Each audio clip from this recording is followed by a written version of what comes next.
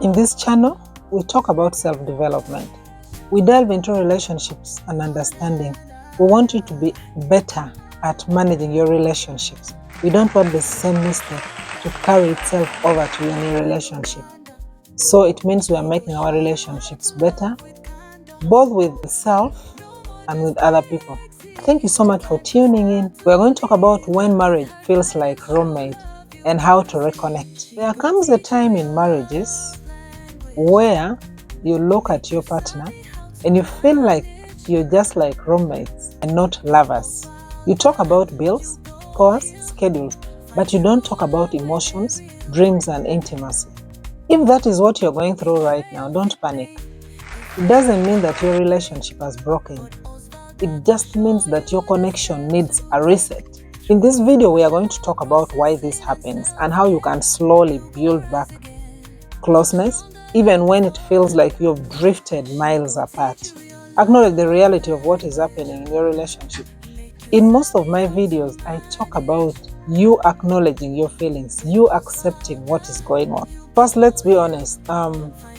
Feeling disconnected in a relationship doesn't happen overnight. It happens in small and quiet ways. When work gets busier, when kids become the center of your world, when work becomes like a routine instead of shared experiences. You stop talking deeply, you stop flirting, you stop noticing each other's small efforts.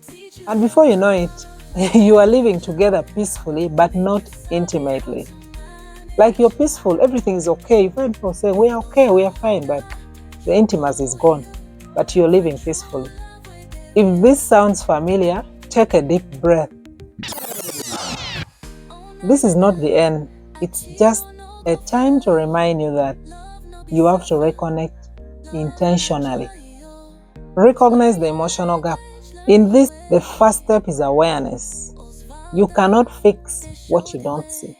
So it means you should first accept that there is a disconnection and that you're going to try and fix it as a couple, not as an individual. Ask yourself questions like, when was the last time we laughed together? Like really laughed. You know that laughter that you laugh with your stomach? That one. You know those laughters we laugh on this channel. Ask yourself something like that. When did we last talk about something other than logistics? When did we last hold hands for no reason? Like just grab your partner's hand and hold it. When did you last do that for no reason? Recognizing the distance isn't failure, but it's maturity for you to recognize the gap that has been created in the relationship. It's not failure. That is already a step to reconnection. The most loving couples are not the ones who never drift. They are the ones who notice it early and try to turn back toward their partner. Bring back the micro connection. Big romantic gestures are not what fixes the distance in relationship. It's just the micro connection, the small things you do for each other. For example, you can start small, like greet each other when you come home. Drop a message, a random message for them in the course of the day. Offer a compliment. Hey, your shirt looks good. Like something simple like that. Also make eye contact when you talk. There's a way eye contact brings back the connection. If you really feel something for this person, there's something about eye contact. It really does magic. So maintain eye contact as you interact with your partner. Do not look away. Those things may seem small, but they remind your partner that I still see you. Love doesn't disappear. It simply falls asleep. So these small acts can reawaken the love back. The next thing you have to do is schedule emotional time and not just shared time. Schedule time for you to reconnect emotionally. Watching TV or eating dinner together in silence, it's not a reconnection. It's not spending time together.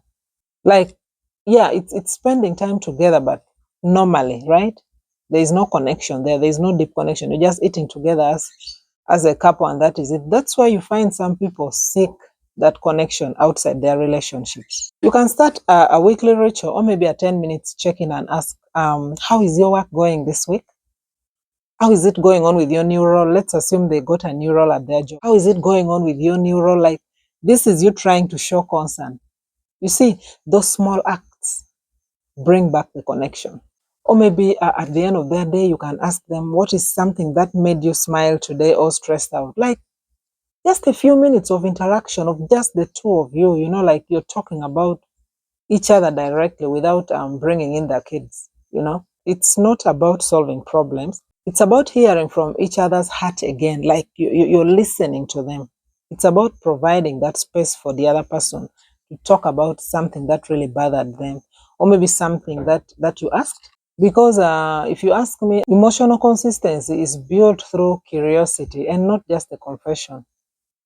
Like you're curious, you want to know what's going on with me. It really builds something, it makes the other person believe that you are concerned about them, you care, and you really want to know how they're doing. So it's not about the confession, like them just coming to throw it there and tell you, my day was really bad, like maybe without you asking. So that is not a connection. The mere fact that they're speaking and moving is already a sign that there is a gap between the two of you. So it's about consistency and curiosity and you being interested to know what's going on with the other person. It's also important for you to reintroduce physical affection in your relationship. When marriage feels like friendship, physical touch often fades away too. They go alongside each other. You don't need to jump into romance right away. You can start small and start simple. Start small and simple. A gentle touch on the arm, a hug after work, a light hug, and sitting close to each other on the couch. There's something about touch. There's something special about touch. It communicates safety before words do. It gives the reassurance of the other person to be able to communicate with you without being worried. That's how I really would interpret touch. And sometimes a simple embrace means that I am still here for you. I am still ready to be here with you. And then that simple touch may mean it's okay. You can tell me anything. Like it's just a simple interpretation. So that may actually bring back the connection. Realize that those touches are louder than any apology could ever be. Rekindle shared joy. Think back. What are some of those things you used to enjoy doing together? It may be dancing, traveling, late night conversations, weekend getaways, cooking together. What are those things you used to love doing together? Bring them back, bring those memories back and put them into action. Recreate small moments of fun again. Play, laugh, do something new with your partner. Because partners who laugh together, stay together. Joy brings back a stronger connection than any talk could ever do.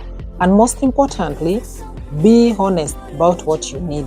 Sometimes the distance grows because we stop expressing what we need to our partner. Be honest but kind to your partner.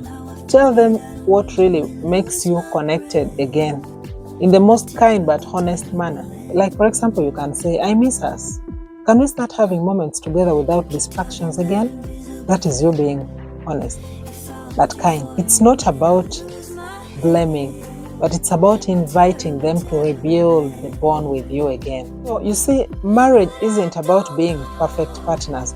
It's about choosing to come back to each other over and over again. So if your relationship feels like roommates right now, don't panic. Start with one smile, one conversation, one act of love, and watch how slowly it will grow. Because real love doesn't fade, it just waits for attention. Thank you for watching. Bye-bye. Peace out.